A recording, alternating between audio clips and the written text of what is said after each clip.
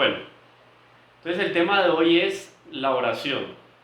La oración entra en una temática que es probablemente la espiritualidad, pero no se desliga para nada de lo que tiene que ver con la teología. Obviamente, todo esto termina siendo asuntos que pertenecen a Dios, al conocimiento de Dios, a la comunicación con Dios, a la interiorización de Dios. Somos templos vivos del Espíritu Santo, eso está clarísimo en la doctrina de la Iglesia. Pero como templos vivos del Espíritu Santo tenemos que dejar que el Espíritu Santo hable en nuestro interior y que el Espíritu Santo nos ilumine para poder comunicarnos con el Padre y con el Hijo. Ahí hacemos comunidad. Nosotros estamos llamados a hacer comunidad con la Santísima Trinidad, Padre, Hijo y Espíritu Santo. Entonces, el tema de la oración, que es un tema importantísimo, el tema de la oración es indispensable a la hora de nosotros hablar de espiritualidad, porque así como el alimento corporal satisface las necesidades de nuestra naturaleza humana, animal, hay un alimento espiritual que satisface nuestras necesidades espirituales. Y dentro de todos esos alimentos, lo más importante es la oración. Y la oración tiene varias dimensiones o varias perspectivas. Pero hay una que es indispensable y es la que vamos a tratar el día de hoy. ¿Cómo apertura este tema? Porque este tema lo vamos a tratar en 2 charlas. Entonces, yo les pongo digamos, para abrir el panorama, les coloco el siguiente ejemplo. Nosotros empezamos a conocer el mundo a través de los sentidos a partir de la edad en que ya tenemos probablemente uso de la razón. Entramos al jardín, hacemos algunas actividades lúdicas, conocemos los colores, las formas, los aromas, etc. Así vamos conociendo el mundo material. ¿Sí? El mundo espiritual se comunica con nosotros a través de lo material. El mundo creado es visible e invisible. Entonces el mundo invisible se comunica con nosotros a través del mundo visible, digamos, en la normalidad de las situaciones. A no ser que tengamos una visión mística o una aparición sobrenatural, lo invisible, las criaturas invisibles se comunican con nosotros a través de la corporeidad, de la materialidad. Bueno, vamos conociendo el mundo y nos empezamos a poner metas y empezamos a trazar un proyecto de vida. Entonces decimos, estoy estudiando, a corto plazo necesito pasar este año para llegar al otro. Y así, sucesivamente. Termino el colegio, me pongo la meta de la universidad. O si lo mío no es mucho el estudio, me meto al comercio directo y espero el gran negocio. El gran negocio, voy detrás del gran negocio y voy haciendo negocios, hasta que voy satisfaciendo de alguna manera esas necesidades materiales que tengo. Está más bueno esto. Si quiere vender, esto es de Maús. Recuerden apagar los micrófonos. Bueno, entonces, nos vamos conociendo aquello que nos rodea, sea material, o sea físico, o sea espiritual, y nos vamos poniendo metas. Entonces ya decía, ganar el año, hacer un negocio, etc. Tengo mi primera relación sentimental, o mi primera amistad. Entonces vamos a ser amigos, vamos a ser amigas, por encima de cualquier dificultad. Iniciamos, por ejemplo, un noviazgo, entonces el amor empieza a hacerse presente en nuestras vidas y ya tengo planes de matrimonio. Y llegó el matrimonio, entonces ahora otro plan más adelante. ¿Qué vamos a hacer ahora? Vamos a conseguir una casa, vamos a tener un sustento sólido para que más adelante podamos tener unos hijos. Entonces viene el plan de los hijos. Y así, formar los hijos, etc. Pero no para todos nosotros no son comunes esos planes. Hay diferentes caminos. Eso sí, hay un plan o hay una meta definitiva a la cual todos y cada uno estamos convocados. Y ese es el asunto relacionado con la salvación. Porque nosotros fuimos creados por Dios para conocerlo, amarlo, reverenciarlo y mediante eso alcanzar la salvación de nuestras almas. Eso independiente de si yo me casé, no me casé, hice negocio, gané el año, estoy enfermo, soy deportista, lo que sea. Todos estamos llamados, hay un llamado universal para alcanzar la salvación. De ese plan final, de esa meta final, no nos escapamos ninguno de nosotros nos escapamos de esa meta final. Ahora bien, para alcanzar esa meta final, necesitamos también un elemento indispensable. Y ese elemento indispensable es la oración. Por eso es que San Alfonso María de Ligorio escribe un librito, y yo se los voy a compartir después a todos ustedes. Se los voy a compartir por WhatsApp o por donde me pidan el libro, con mucho gusto se los envío. Son 35 páginas, muy cortico. Este libro lo escribe San Alfonso María de Ligorio y lo titula El gran medio de salvación. La oración, el gran medio de salvación. ¿Está bien? Este libro es importantísimo, ¿por qué? Porque tiene unos elementos indispensables para yo poder colocar mis ojos fijos en aquella meta a la cual estoy llamado.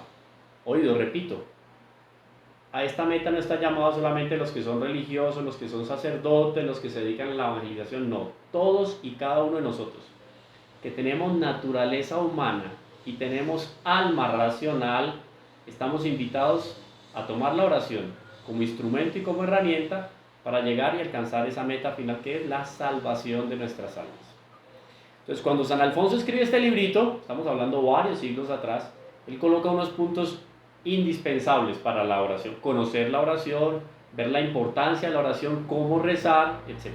Dice él, primero, ¿qué cosa es la oración? Esto lo vamos a tratar de ver en las dos charlas.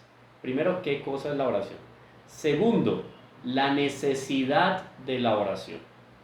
A veces nos quedamos entonces en otro tipo de necesidades, que no es que sean sacrílegas, ni haya que sacarlas de vista, no, pero las ponemos en un plano de importancia que supera la importancia que debe tener la oración en nuestras vidas. No, aquí vamos a ver cuál es la necesidad y la importancia de la oración.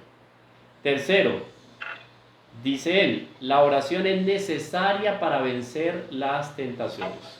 ¿Está bien? No hay nada de malo en ser tentado. Lo malo está en dejarse llevar por la tentación. Por eso es que él dice aquí, la oración es necesaria para vencer la tentación. En el Padre Nuestro nosotros le decimos a Dios, líbranos del mal, ¿cierto? No nos dejes caer en la tentación, pero no que nos libre de la tentación. Entonces la oración es necesaria para vencer la tentación. Cuarto, la necesidad de acudir a los santos. Hay tres virtudes indispensables, fundamentales, llamadas teologales: fe, esperanza y caridad.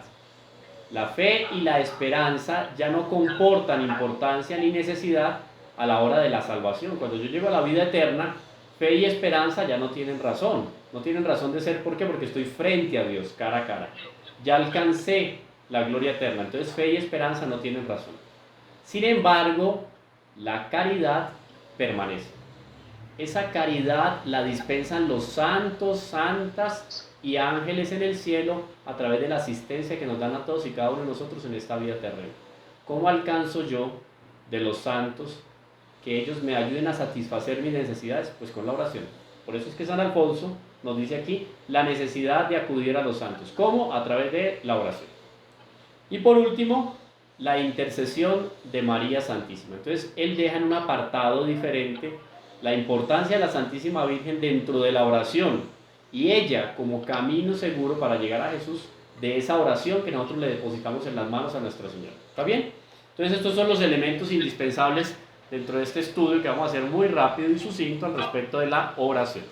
Bueno, después hay otros elementos muy importantes.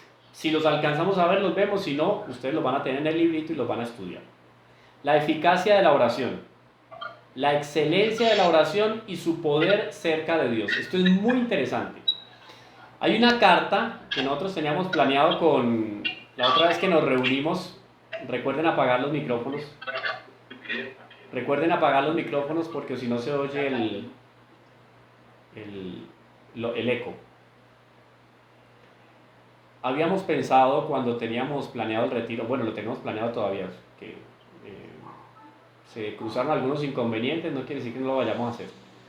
Pero cuando estábamos hablando del retiro hablamos de sacar un espacio para leer una carta muy especial, una carta impresionante que se llama la Carta del Más Allá. Es una religiosa que recibe una carta de una amiga de ella que se condenó y está en el infierno. Así de sencillo. Y desde el infierno esta amiga le escribe a la religiosa y le cuenta cómo fue su vida y por qué se terminó condenando y cómo son las penas del infierno. Es una carta tenaz. Es una carta que ha sido estudiada por teólogos, ha sido valorada y recomendada por obispos. Es una carta muy bonita, ¿por qué? Porque nos muestra esa realidad de la vida humana. Dicen los franceses, algo muy interesante, dicen los franceses que la salud es un estado precario que siempre termina mal. ¿Cómo termina la salud? Por más que yo me cuide, voy a terminar en la muerte. No hay de otra, o es por la edad, o es por una enfermedad, o es por un accidente, lo que sea. La salud es un estado precario que siempre termina mal. ¿No me escuchan ahí? ¿Aló? ¿Se escucha? ¿Sí? ¿Está bien? No, se está escuchando bien. Bueno, la salud entonces es un estado precario que siempre termina mal. Termina como con la muerte. Esos son los novísimos del hombre, que también lo vamos a tratar en nuestro retiro cuando ya las condiciones nos lo permitan. ¿Cuáles son los novísimos del hombre? Y lo recuerdo aquí porque es importante. Tenemos muerte, juicio, infierno o cielo. Esos son los novísimos del hombre. De ahí viene la palabra nuevo. Nuevo es lo último que llega. Un carro nuevo es el último que llegó al mercado. Entonces lo último que me va a pasar a mí, una vez termine la vida, es que la muerte, el juicio, y es o el infierno o el cielo. Estos son los 4 novísimos del hombre. Y la iglesia incrementa uno más, que es el purgatorio. No es un fin, porque es un paso. Cuando yo llegue al purgatorio voy paso al cielo, a la eternidad. Pero los novísimos son esos 4. Juicio, muerte, infierno o cielo. Y dentro de las revelaciones que han existido a lo largo de la iglesia, de la historia de la iglesia, es muy interesante que muchas almas condenadas cuentan que uno de los peores suplicios del infierno, ¿saben cuál es uno de los peores suplicios del infierno? A ver, dígame alguien cuál puede ser el peor suplicio.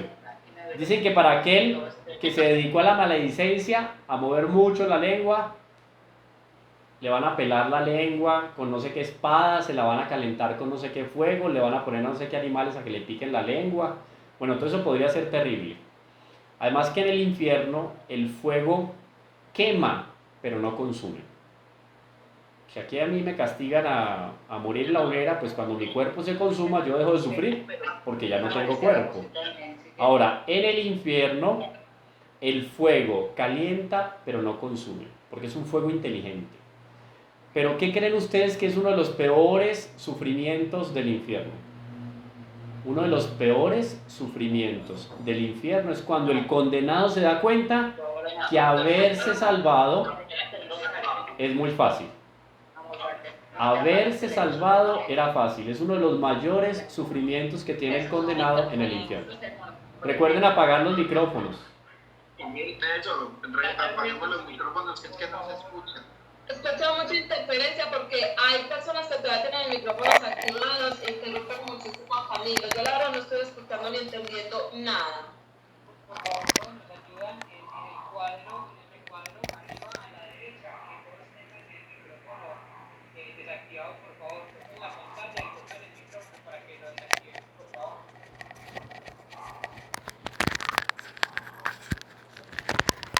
A ver, ahora sí.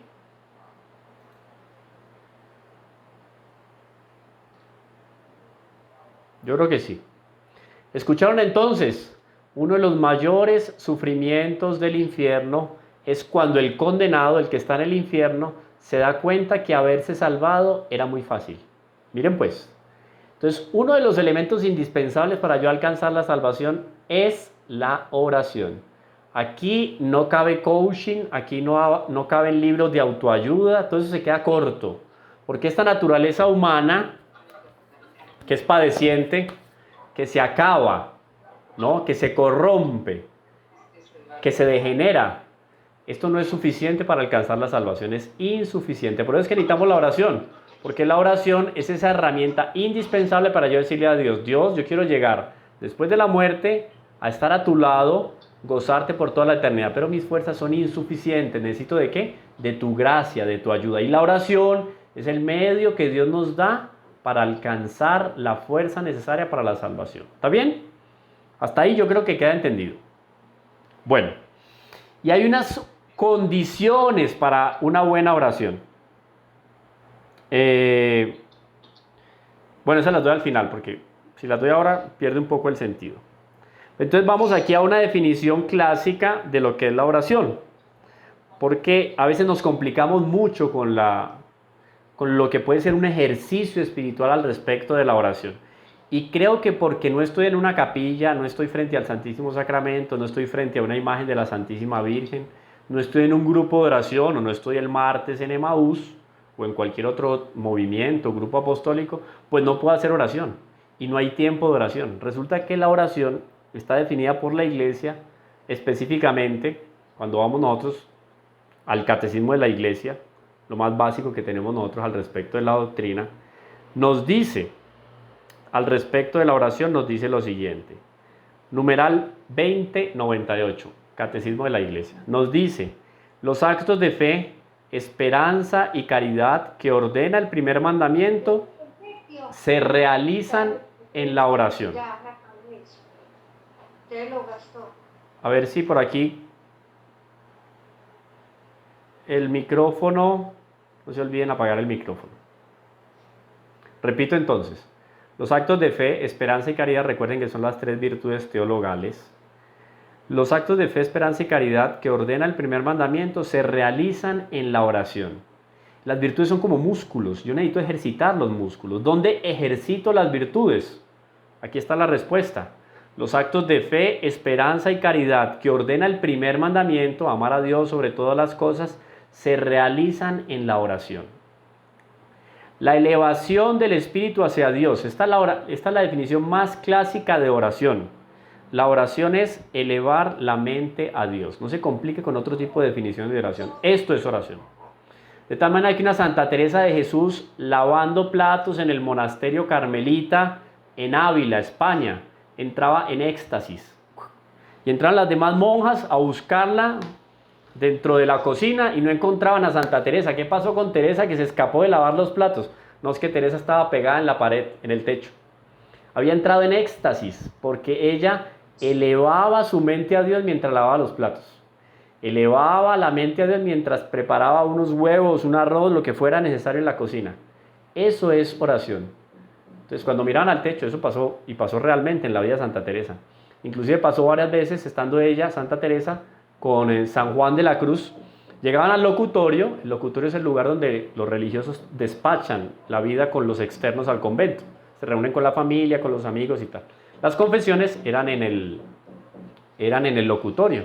A veces entraban a buscar a la Madre Teresa porque era la Madre Teresa de Ávila, ¿no? Teresa la Grande. Entran a buscarla a ella al locutorio y resulta que no la encontraban. ¿Pero qué se hizo la madre? El monasterio era de clausura. Miraban al techo y estaban pegados en el techo San Juan de la Cruz y Santa Teresa de Ávila, porque habían entrado en éxtasis. Estaban hablando de cosas de Dios. Tenían la mente elevada a Dios y el cuerpo se elevaba con ellos. Entraban en éxtasis. Entonces, definición puntual y clásica de oración. La elevación del espíritu hacia Dios es una expresión de nuestra adoración a Dios. Esa es la oración. La oración es eso, elevar la mente a Dios. Oración de alabanza y oración de acción de gracias. Miren que son diferentes tipos de oración. Entonces, para algunos se puede facilitar la oración en el silencio. Para otros se puede facilitar la oración tomando un libro de espiritualidad, la historia de la vida de santos, etc. Para otro puede facilitarse la oración colocando música de alabanza. ¿Está bien? Música gregoriana, música instrumental o música de alabanza, lo que sea. Oración de alabanza y de acción de gracias.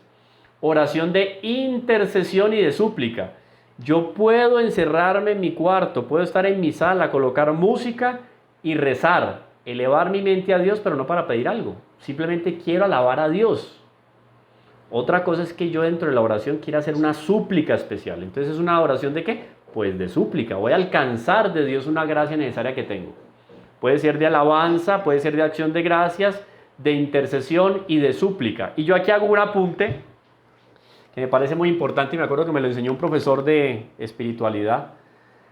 Él decía lo siguiente: la mejor, oigan esto, pues anótenlo con rojo, subrayenlo, negrilla. La mejor manera de agradecerle a Dios es pedirle más. Entonces, dejémonos de escrúpulos. No existe aquí que ya no le voy a pedir a Dios porque todos los días pido, todos los días suplico, todos los días tengo una necesidad. No se preocupe. Si Dios le da, pídale más. Si Dios no le da, sígale pidiendo, porque el único que sabe el tiempo oportuno, el lugar oportuno para dar una gracia, una bendición es Dios. Entonces, la mejor manera de agradecerle a Dios es pidiéndole más. Bueno, a ver si Gloria Callejas nos colabora con el micrófono para que podamos concentrarnos aquí. Bueno, hasta ahí entendido, ¿cierto? Aquí detecté a los que no tienen apagado el micrófono porque me contestaron. Tienen que apagar el micrófono para que tengamos una mejor comunicación. Continúo entonces. Oración de alabanza, de acción de gracias, de intercesión y de súplica. La oración, oído esto, Lucas 18, capítulo 18, versículo 1. La oración es una condición indispensable para poder obedecer los mandamientos de Dios. Por eso yo decía, aquí no vale ninguna violencia, que uno se haga la voluntad. Yo no vuelvo a hacer esto y hace un esfuerzo de la voluntad. No, es necesaria la gracia de Dios y la gracia de Dios se obtiene con la oración. Y dice Lucas, es preciso orar siempre sin desfallecer. Hacía yo la salvedad de que no es necesario estar en una capilla, en una iglesia o en un grupo de oración, porque si no, ¿en qué queda mi trabajo? ¿En qué queda mi estudio? ¿En qué queda mi deporte? ¿En qué quedan mis actividades de vida social, de relacionamiento normal, etcétera? No. Tener la mente elevada a Dios. No es tener siempre a Dios en la punta de la lengua con una oración vocal, no. Mentalmente tener el corazón puesto ¿en qué? En Dios. Eso es la oración. Numeral 20 o 2098 del Catecismo de la Iglesia. Definición básica y fundamental del Catecismo. Bueno, vamos entonces con San Alfonso María de Ligorio a ver qué nos dice, porque esto es un tratado muy bonito, muy sintético, pero muy lindo. Dice entonces San Alfonso María de Ligorio, perdón. Dice, retoma unas palabras de Pablo a Timoteo. Dice Pablo, recomiendo ante todas las cosas que se hagan. Oído, esto lo dice Pablo, apóstol, el apóstol por antonomasia. Dice Pablo, recomiendo ante todas las cosas. En primer lugar, recomiendo ante todas las cosas que se hagan súplicas, oraciones, rogativas, acción de gracias. Cuando se refiere aquí Pablo a acción de gracias, ustedes deben de recordar, si no, ténganlo bien presente, cuando se reunían para partir el pan y realizar la acción de gracias, los primeros cristianos, se hace una referencia a la celebración de la Eucaristía. Entonces, dentro de todas las oraciones, la oración más perfecta es la Santa Misa. Entonces, lo más técnico, lo más prudente posible, lo más oportuno al respecto de un sacerdote que va a celebrar la misa sería, el padre va a rezar la misa, porque es que el padre reza la misa. No solo la celebra, sino que él reza la misa. ¿Está bien? Porque la misa es una oración. Téngalo muy presente. Entonces, por eso Pablo dice aquí, antes de todas las cosas, súplicas, oraciones, rogativas y acción de gracias. Y comentando estas palabras, Santo Tomás de Aquino dice que la oración es la elevación del alma a Dios, como ya decíamos. Y completando esta definición con lo que enseñan los catecismos de la Iglesia Católica, estamos hablando del Catecismo de Trento, el Catecismo de San Pío X y ahora más recientemente el Catecismo de San Juan Pablo II, que es la última versión del Catecismo, puede decirse que la oración es la elevación del alma y del corazón a Dios. ¿Para qué? ¿Para qué elevo yo la mente y el corazón a Dios? Para adorarle, darle gracias y pedirle lo que necesitamos. Y miren que aquí las tres cosas están puestas en importancia. Primero, para adorarle. Segundo, darle gracias. Y después, para pedir lo que necesitamos. Pero recuerden lo que yo les dije, la mejor manera de darle gracias a Dios es pidiéndole más. Porque Dios es un ser infinito y como un ser infinito, sus tesoros son inacabables. O sea, yo no puedo tener escrúpulo, y repito eso hay que tenerlo muy claro en la vida espiritual. Yo no puedo pretender dejar de pedirle a Dios pensando, esto es una tentación, pensando que Dios no me va a dar porque yo no merezco. O sea, Dios siempre me da más allá de lo que yo merezco. Imagínense en donde Dios me diera lo que yo me merezco. O sea, Santo Tomás de Aquino dice que un solo pecado mortal nos hace merecedores de la muerte. Un solo pecado mortal nos hace merecedores de la muerte. Ahora, ¿cuántas veces nosotros ya nos hubiéramos muerto? Pues si Dios nos tratara a nosotros según lo que nosotros somos y merecemos, apague y vámonos, porque nuestra vida en esta tierra pierde el sentido. Ahí sí que qué desesperación. Entonces no pensemos que Dios nos va a dar lo que le pedimos por nuestros méritos, ¿no? Si tenemos méritos nos da y nos da más, claro, pero si no tenemos también. Porque pensemos en el caso de un pecador empedernido o un pecador que quiere convertirse, acercarse a Dios. ¿Cómo pedirle a Dios penitencia y conversión si no merece? Porque ya está en pecado. Es por los merecimientos de nuestro Señor Jesucristo en lo alto de la cruz, por eso su pasión y su muerte. Con esos merecimientos de Él en la cruz fue que Él compró todo aquello que nosotros necesitamos para nuestra salvación. ¿Está bien? Entonces de ahí la importancia de la oración. Porque la oración no es un medio de conseguir algo de Dios por aquello que yo merezco, no. La oración es un medio de alcanzar algo de Dios a partir de ¿qué? De los méritos infinitos de nuestro Señor Jesucristo, de los méritos de la Santísima Virgen y de los méritos de todos los santos. Entonces tengo estos tres grandes méritos ya, los infinitos de nuestro Señor, de Nuestra Señora y de todos los santos. Estos méritos todos están puestos en lo que dentro de la iglesia conocemos como el tesoro espiritual de la iglesia y del cual todos nosotros podemos alimentarnos. Eso se llama la comunión de los santos. De ahí entonces que yo por la oración puedo pedir por un hermano. Por la oración puedo pedir por mi esposo, por mi esposa, mi novio, mi novia, un amigo, un desconocido, porque puedo elevar una oración por los pecadores que necesitan oración. Puedo pedir por las benditas almas del purgatorio sin conocer las almas del purgatorio. Yo con la oración puedo tomar de ese tesoro espiritual y empezar a repartir a aquellos más necesitados. Porque yo como bautizado tengo la posibilidad de tomar de esos tesoros de la mano de la Santísima Virgen, que es administradora de esos tesoros espirituales, y tomar para mi conveniencia personal o para terceros, almas del purgatorio, etc.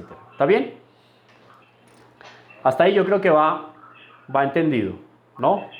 Bueno. En este sentido, entonces, hemos de entender la oración cuando tratemos de oraciones y súplicas en la presente obra. Más adelante vamos a ver con detalle todo esto. Bueno, ahora, ¿cuáles son los puntos, tres cosas principales dentro de este estudio que vamos a hacer de la oración?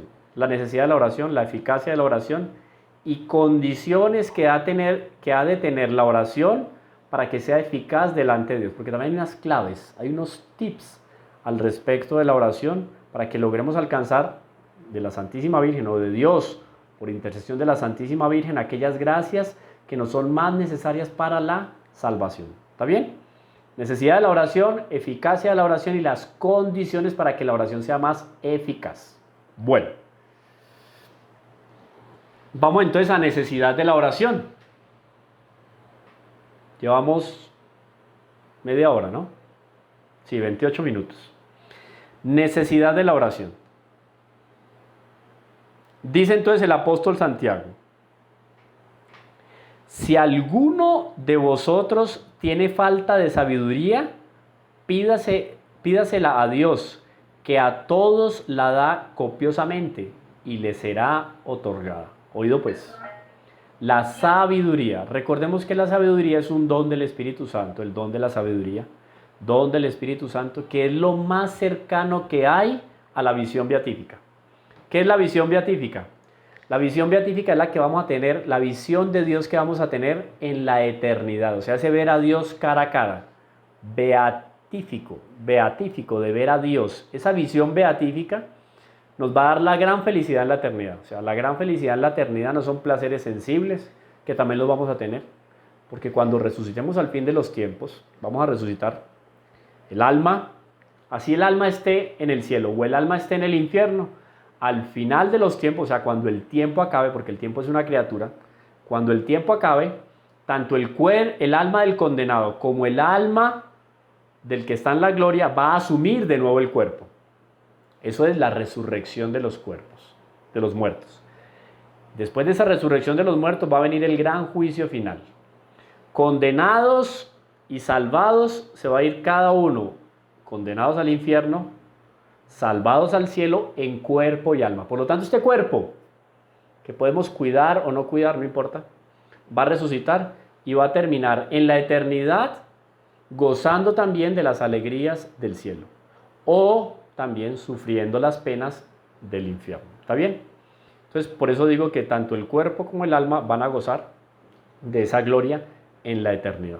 Ahora bien, hay una necesidad de la oración. Y aquí dice Santiago, nos dice que le pidamos a Dios la sabiduría, Él nos la va a dar. Es que nos la va a dar ya aquí en la tierra. ¿Para qué?